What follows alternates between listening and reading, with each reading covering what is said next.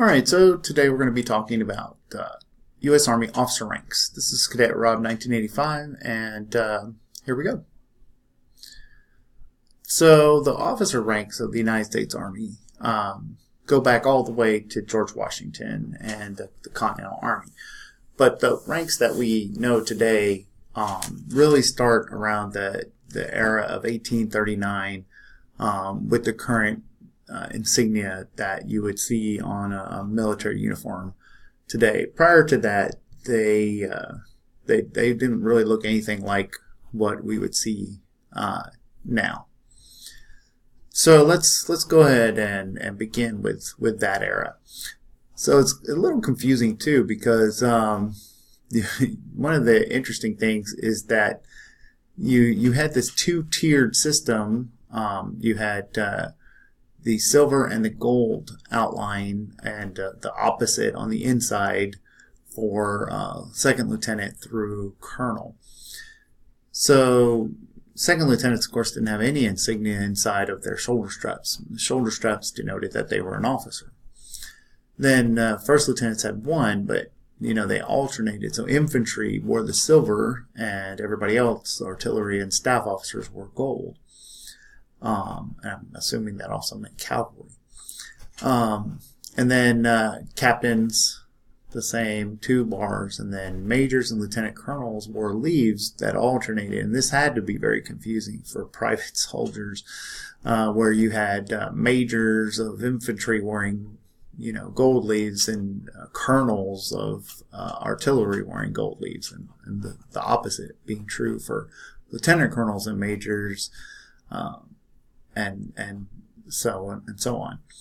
And then you had colonels wearing the eagle, and then brigadier generals 1 star, major generals 2, and that was as high as it went. Then you had a major general in command, and they wore this 3rd star, but it really wasn't a 3rd star. It was simply a indication that they were commanding a larger force. So a major general command had this special bigger star to denote that they were the highest ranking major general. And that goes back to the fact that major general was the highest rank in the Continental Army, and that was the rank of George Washington. All right, and this goes on until 1851, when they simplify this, and what you would see now would be inside of the straps a different color. So blue for infantry, and red for artillery, and gold for cavalry. Green for sharpshooters, and maroon for ordnance would be inside of the shoulder straps, except for generals. They would have black. And also staff officers, I think, wore black inside of their shoulder straps as well.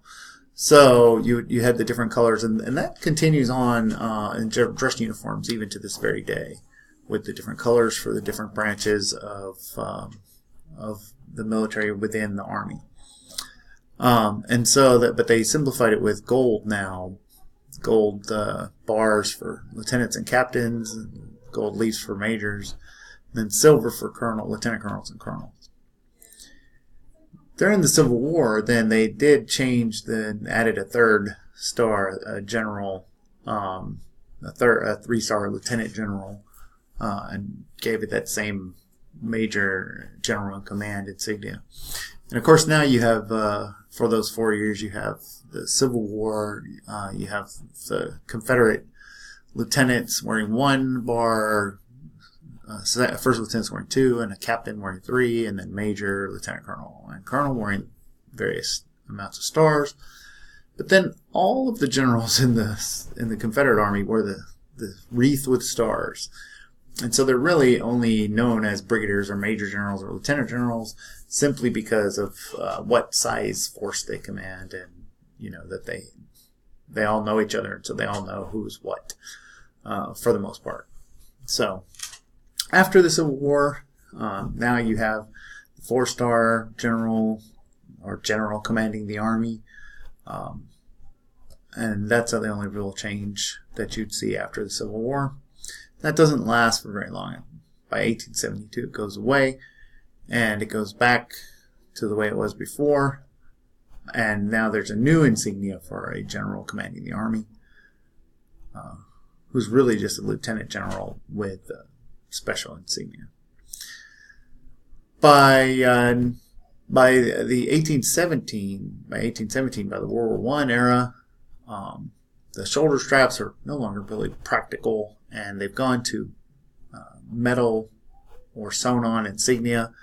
And at this point, because the shoulder straps have gone away, they changed the second lieutenant to a gold bar, and the first lieutenant is the same silver bar that has been since 1872. All the rest stay the same, except Pershing has the General of the Army's 4 gold stars insignia, but now they do also add the 4-star General in 1917. Right.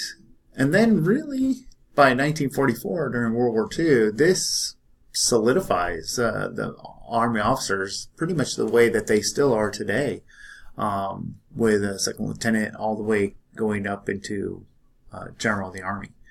The 5-star General, only a handful of those were awarded during that wartime period of World War II, and there has not been any since those generals all retired in the 1950s.